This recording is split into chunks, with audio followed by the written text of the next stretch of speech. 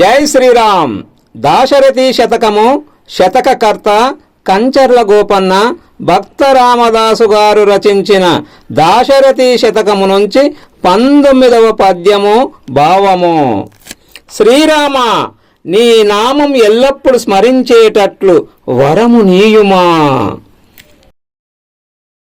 ముప్పున గాలి కింకరులు ముంగిట నిల్చిన వేళ, రోగముల్ గొప్పరమైనచో కఫము కుతుక నిండిన వేళ, బాంధవుల్ కప్పిన వేళ మీ స్మరణ కల్గునో కల్గదో నాటికిప్పుడే తప్పక చేతుమీ భజన దాశరథి కరుణాపయోనిధి.